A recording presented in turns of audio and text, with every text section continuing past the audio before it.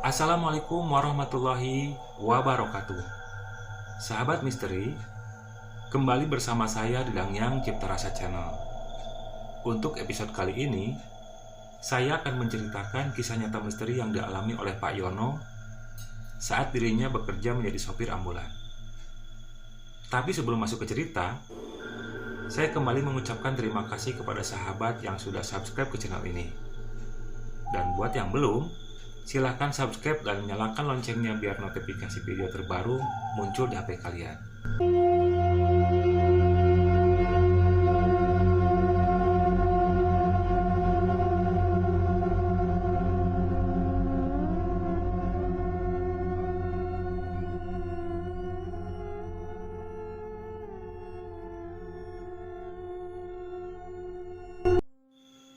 Saat kejadian itu, Pak Yono ini sudah 20 tahun bekerja sebagai sopir ambulan di salah satu rumah sakit di Bandung. Bisa dibilang sopir ambulan paling senior di tempat kerjanya. Tapi, selama itu, Pak Yono tidak pernah mengalami hal atau kejadian mistis ataupun horor ketika menjalani profesi tersebut. Kalau rasa takut sih memang ada, tapi Pak Yono menganggap itu semua cuma perasaannya saja. Karena dia yakin orang yang meninggal tidak bisa hidup kembali, apalagi sampai mengganggu atau iseng kepada orang yang masih hidup. Hingga suatu ketika, Pak Yono mendapat telepon dari admin rumah sakit bahwa dia mendapat tugas untuk mengantarkan jenazah yang baru saja meninggal setelah beberapa hari dirawat di rumah sakit tersebut.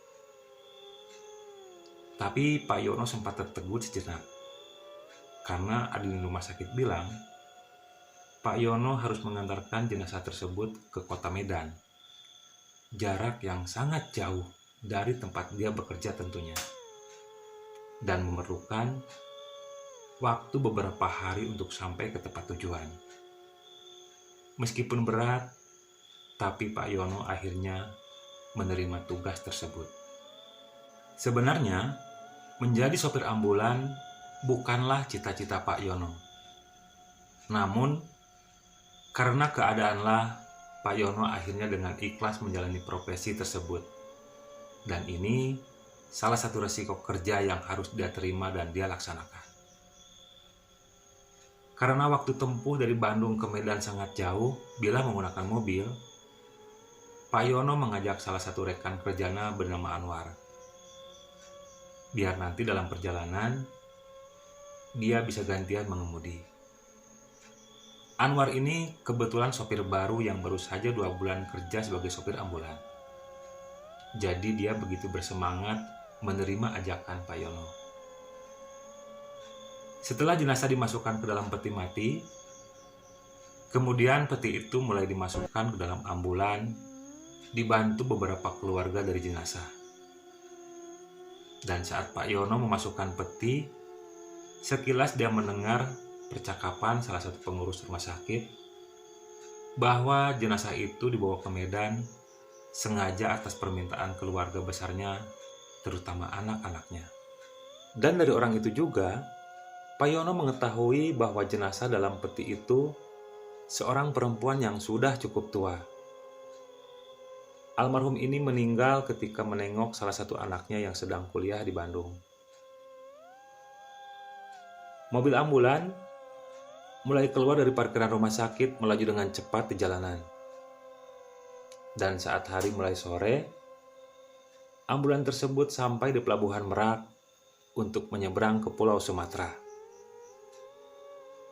Setelah mobil masuk lambung kapal, Pak Yono dengan temannya turun dari mobil, berniat naik lantai atas tempat para penumpang beristirahat.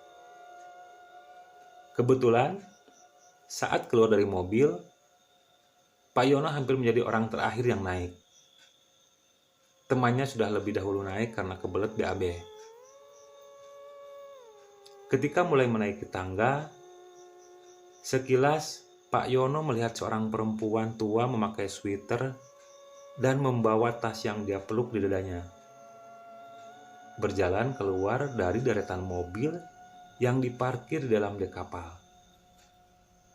Jalannya terlihat pelan-pelan dengan kepala yang menunduk, rambut yang hampir memutih semuanya.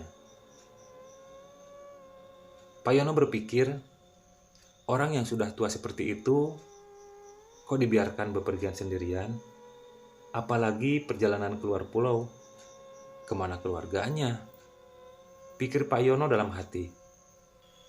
Pak Yono kemudian melanjutkan langkah kakinya menaiki anak tangga. Sesampainya di atas, Pak Yono duduk di pinggir kapal, sejenak menikmati hembusan angin laut di sore hari yang cerah itu.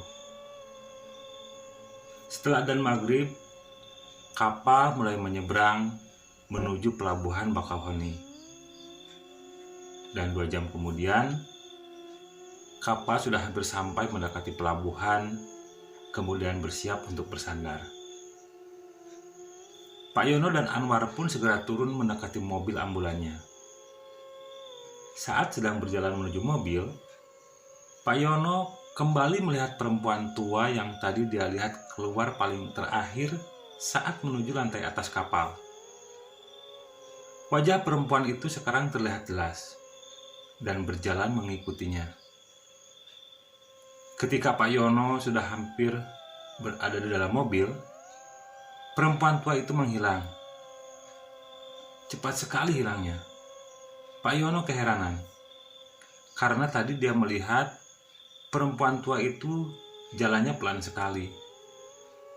Tapi Pak Yono punya pikiran lain. Dia mengira perempuan tua itu naik mobil yang di hadapannya. Mobil mulai melaju kembali melanjutkan perjalanan. Saat itu, Anwar yang mengemudikan ambulan, jadi Pak Yono bisa beristirahat sejenak. Tapi saat Pak Yono hendak memejamkan matanya, dalam mobil tercium aroma bau minyak wangi begitu menyengat, seperti baru saja disemprotkan. Anwar terlihat mengendus-enduskan hidungnya, kemudian berkata kepada Pak Yono, "Bau apa nih Pak? Kayak bau parfum nenek-nenek." Ujarnya pelan seperti ketakutan. Dalam keremangan di dalam mobil, terlihat raut muka Anwar menjadi tegang. Seketika, bulu kuduk Pak Yono pun terasa meremang. Dia mulai merasa ada yang ganjil dengan bau tersebut. Sepanjang malam itu, Pak Yono sedikit tidak tenang. Karena dia merasa ada sesuatu yang aneh berada di dalam mobil, tapi dia sendiri tidak bisa mengungkapkannya. Pak Yono melihat-lihat ke belakang, tapi hanya ada peti mati yang ada dia lihat. Karena badannya terasa letih, karena menyetir seharian, Pak Yono pun akhirnya tertidur.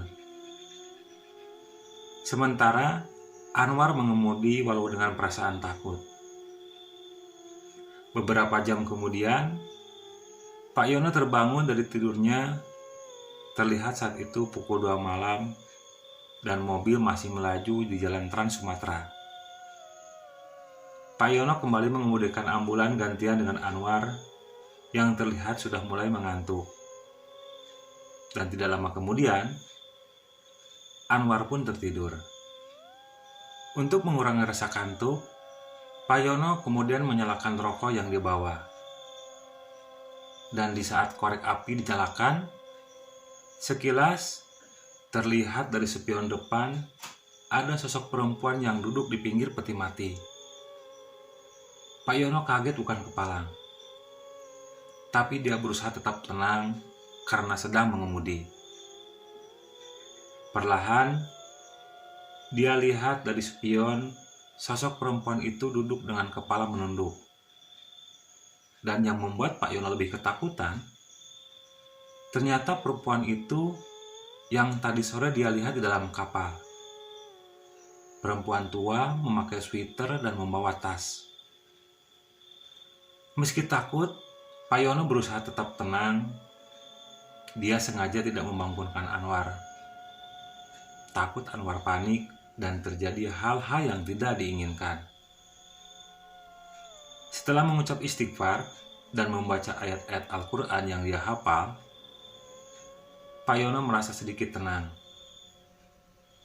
lalu kembali fokus mengemudi. Dalam hati Pak Yono, rasanya ingin sekali cepat-cepat sampai di tempat yang dituju. Setelah sholat subuh, Pak Yono istirahat sebentar, lalu kembali melanjutkan perjalanan. Singkat cerita, tidak terasa ambulan sudah mendekati rumah duka. Dan setelah sampai, peti mati mulai diturunkan dari ambulan dan segera dibawa masuk ke dalam rumah. Tangis keluarga mulai pecah saat penutup peti dibuka. Dari dalam kamar, terlihat seorang laki-laki keluar sambil membawa sebuah foto yang kemudian disimpan di belakang peti mati. Pak Yono melihat foto tersebut dan mengamatinya sejenak. Dia kemudian memegangi tengkuknya, lalu segera keluar dari kerumunan dalam rumah duka. Pak Yono mendekati mobil ambulan yang diparkir, kemudian diam termenung tanpa bisa berkata apapun. Dia bahkan tidak memperdulikan Anwar yang berbicara kepadanya. Masih terlihat jelas dalam ingatannya waktu di dalam kapal, perempuan tua yang berjalan mengikutinya mendekati mobil ambulan, lalu kemudian menghilang tanpa diketahui kemana perginya, dan perempuan tua yang tiba-tiba muncul malam harinya terlihat berada di dalam mobil di dekat peti mati. Ternyata sosok itu arwah dari jenazah yang dia bawa. Pak Yono dan Anwar pun kemudian pulang. Setelah istirahat sebentar dan di perjalanan, Pak Yono menceritakan semua yang dialaminya kepada Anwar. Anwar bergidik mendengar cerita Pak Yono. Dan saat Pak Yono menceritakan kisah ini kepada saya, dia sudah berhenti menjadi sopir ambulan. Wallahu a'lam.